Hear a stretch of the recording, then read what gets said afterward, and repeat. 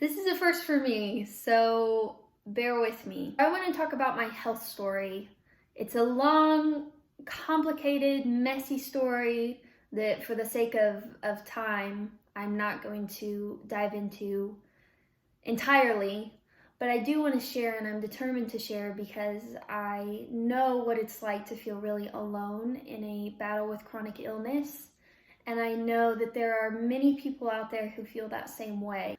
Chronic illness is hard. It's hard to look for answers. It's hard to give yourself grace when you can't do the things that maybe you did before. I want to share so that anyone watching this knows that if you're struggling with chronic illness or someone you know is struggling with chronic illness, there is hope. There is. My story starts about 4 years ago when I spent 3 weeks in India on a trip with a dance company.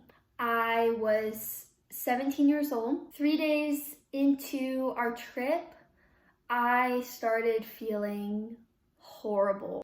I didn't know what a panic attack was, and I started having panic attacks over and over every day. I was having horrible sinus pain and pressure, but aside from that, there was really no physical symptom I could point to as a source of my distress.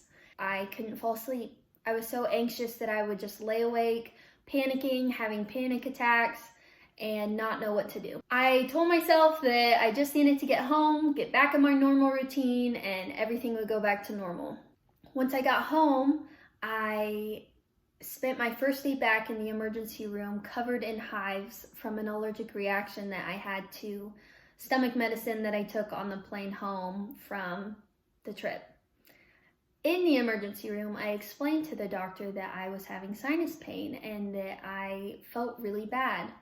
I was too proud and too embarrassed to explain the panic attacks that I was having. I didn't want to talk to anyone about that. He looked in my sinuses and said, "I don't see anything terrible, but let's go ahead and give you an antibiotic and that'll help." I internally was in such a state of distress.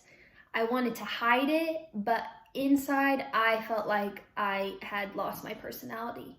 All day, all I felt was anxiety, and I could not get a grip on what was happening to me or why I felt so bad. First, we saw a general doctor. She did blood work, diagnosed hypothyroidism.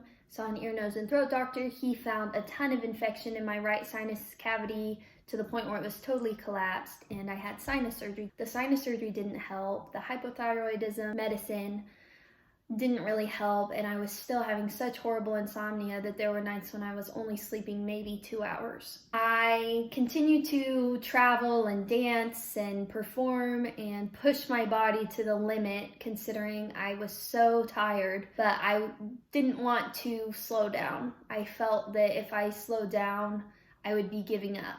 I was scared of feeling like I had given up.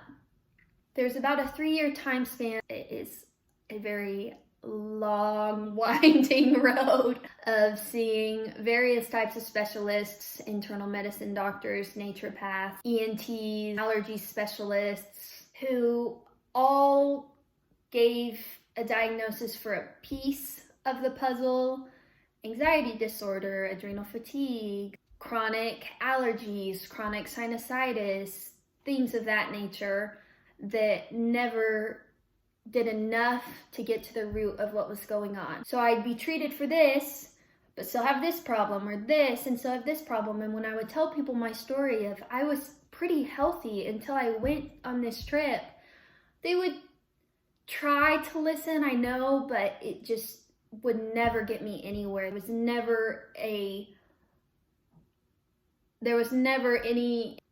never enough. God, I don't know how to explain it. It was horrible. Someone would give me hope that, oh, this is it. You have adrenal fatigue, and if we do this, this, and this, you're gonna get better. And then I would go into that treatment with all this hope and get nowhere and get worse and get more tired and more broken and more helpless. My body just continued to break down. I developed asthma. I got a infected cyst on my tailbone that I had to have surgery on. I would cycle through illness.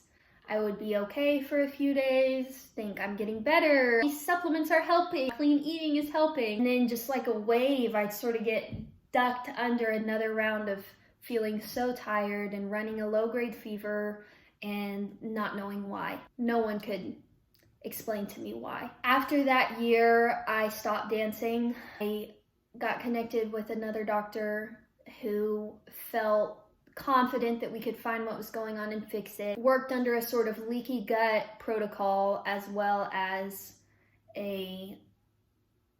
honestly, I don't even remember what else. Never got to the root of something, because I remember my last appointment with him when I decided that's enough, I'm not coming back. He said, I know there's something here, but I don't know what it is.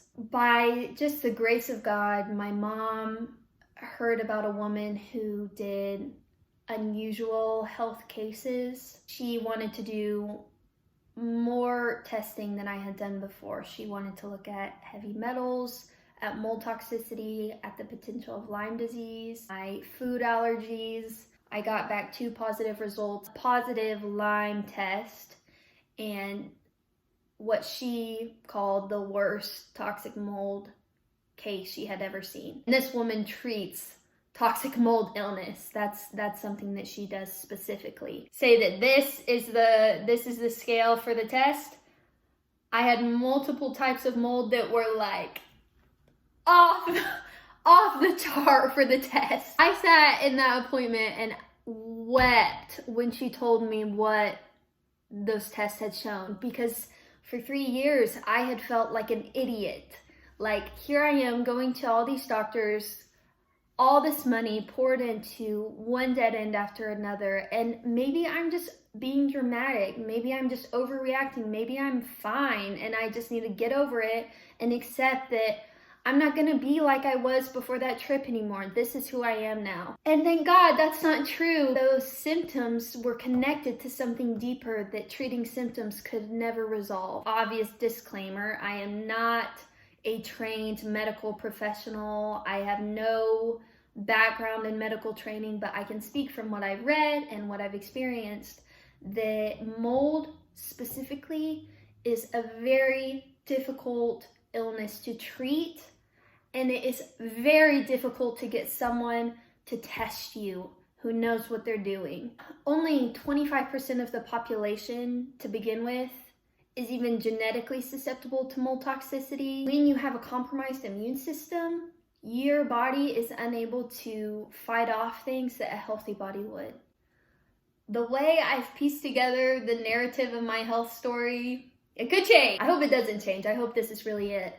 But as a kid, I lived on land. We had tick bites regularly. That wasn't anything weird for me or my siblings.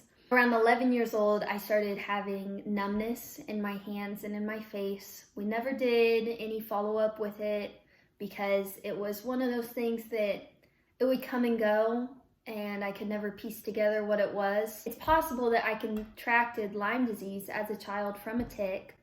That very much corrupts your immune system to the point where you are much more susceptible to illness than a healthy person would be.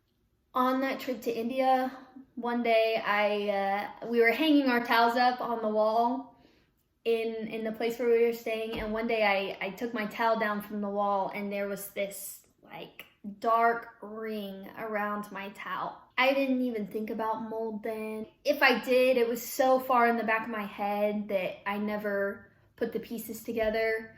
But that whole room smelled like mold, was in a very hot, wet climate. What I think happened is that on that trip, the brokenness of my immune system was the perfect storm for not only Lyme disease to rear its head, but for the mold to essentially infect me. It was like I totally broke down in a day.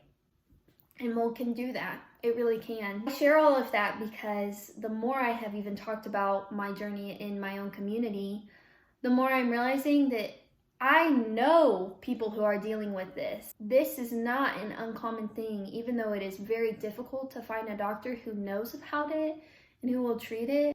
Our bodies are complicated and interconnected, and had I continued on my path with ENTs, I would have had another surgery, I would have had another antibiotic after another, after another, after another. And what that fails to do is look at the body as a comprehensive unit of every part interacting with each other. It is all one piece. It is all part of the same body. My problems with anxiety, immune system issues, random rashes, sensitivities that I started to have to food, constant popping in my ears and sinus pain and headaches and fatigue and insomnia and all these different things were part and are part of me as a full human body. In spite of all of this, I am truly thankful to be alive and to be alive and to be moving forward in this journey and to be getting better. I do have hope that I can be totally healed of these things. I know there's conflicting evidence about Lyme disease, but I believe that both mold toxicity and Lyme can be healed entirely. And even if things are difficult and health problems are extremely traumatic and difficult to deal with, things can and they will get better. Thanks for watching.